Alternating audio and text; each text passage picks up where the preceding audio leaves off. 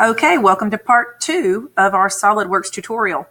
We now have a cube, and our next task is going to be to cut holes through each side of the cube. I like to maintain the solid view and rotate to the side that I want to start working with first. So using our navigation up here, I'm going to rotate to my front view, and I know that it's front because down here in the bottom left it tells me front view. I now have my features tab all opened up, and this time we want to choose the extruded cut because we are taking material away. We are removing material. If we're adding on to it, we would use the extrude boss base again, but this time we're going to use the extruded cut. SolidWorks gives us some tips and hints and messages over here on the left-hand side to say, okay, what is it that you want to do? So be sure if you're not remembering what to do, that you read the hint that is in the yellow message box. What this is telling us is, okay, tell me what part of or what side of your part do you want to remove material from? So it's just like when we selected front, top, and side to begin with, we're now selecting where we're working on our part. Once we've chosen our face, our sketching tools open up again. And this time, we're going to stick with our rectangle, and I want you to cut a 1-inch square that is centered on each face all the way through your part. So this is where some of our math calculations comes into play.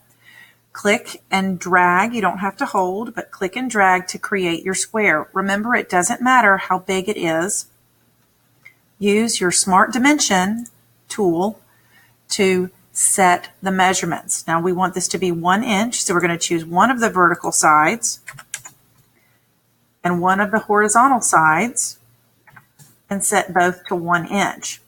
Notice that our lines are all blue this time. We're not anchored to anything. We're just kind of floating around on the face somewhere, but we don't know where on the face of this part we're supposed to live.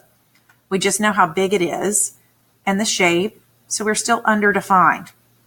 So just like on your phone cases, your protective case has an opening around the camera. If that opening isn't in the right place and it covers your camera, it doesn't do us any good. So we have to tell this shape where on the cube, the position on the cube that it's supposed to be. So we're still using our Smart Dimension tool. This time click one of the vertical lines and pull all the way out to the edge of your cube, your original part. It will highlight orange.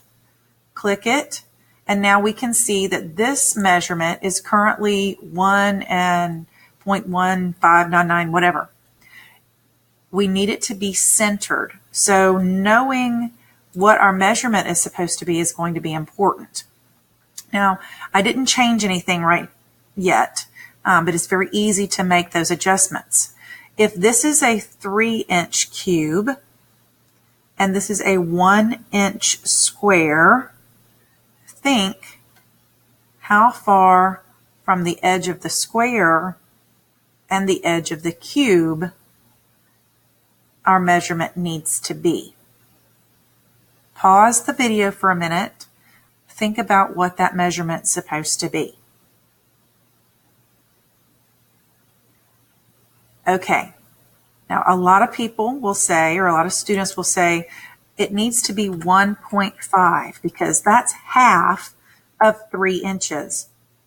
And while that is a true statement, let's look at what happens when we set it at 1.5.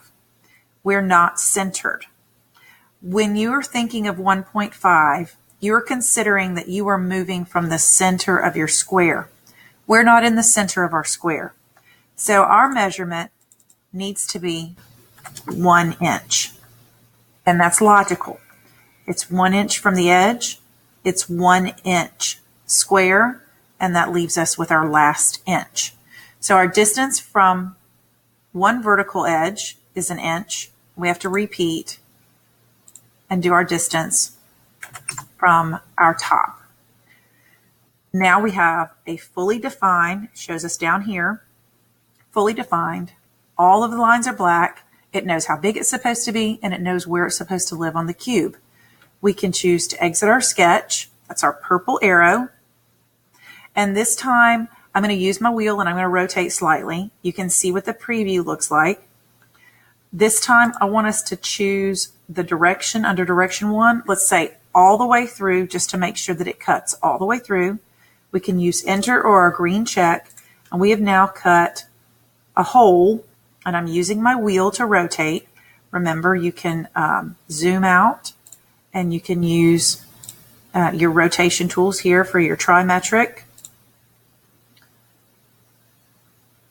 or your isometric view. You can turn on your hidden lines so you can see that this passes all the way through. Let's repeat with our side and our top. So remember, the feature is an extrude cut. Choose the face. So I want it to be the top face. I'm going to rotate to that face.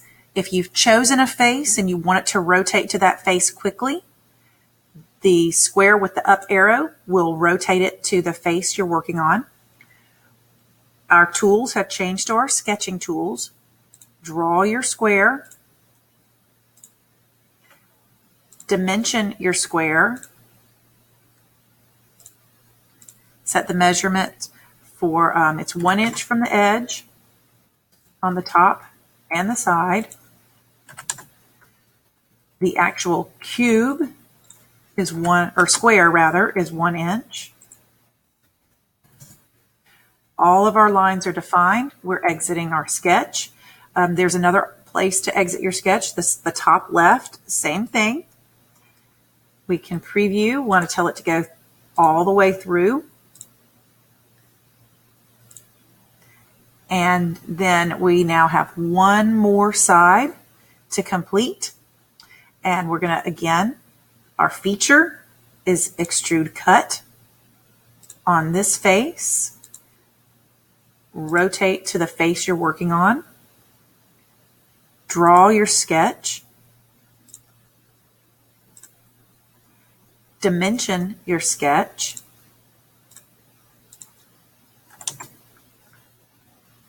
Now what happens if we forget we've dimensioned one vertical side and we're going to go over here, we're going to dimension this vertical side? Well, it's a square. And because of the geometry references that we see, the program knows that it's a square. If you try to tell it to do this other vertical line, 1 inch, things are going to turn yellow and you'll get this message that says adding this dimension will make it a driven dimension. What that basically says is you're being redundant. I don't need to know that this is 1 inch because the shape is a square and you've told me that this side is 1 inch. So when that happens, don't panic. You've just got more dimensions than you need. So we now have our fully defined sketch. Once again, 1 inch square, 1 inch from the edge of our shape. Exit our sketch, and when we rotate, we can see that we have a hole on all sides. And if we turn our hidden lines on, we see lots of dashed lines. So let's rotate this slightly so that we can see a little bit better. This is called a dimetric view. You can see where those hidden lines are. If you rotate to one side or another side, then it kind of shows you your plus sign is what's going on. I want you to notice here that these lines are solid. These are visible lines. I want you to think about why these are visible object lines. And that's because our object has a hole cut through it now. And so rotate around, kind of get a feel for what's going on. And you have now completed your 3-inch cube with a 1-inch square cut all the way through on all sides. Good job.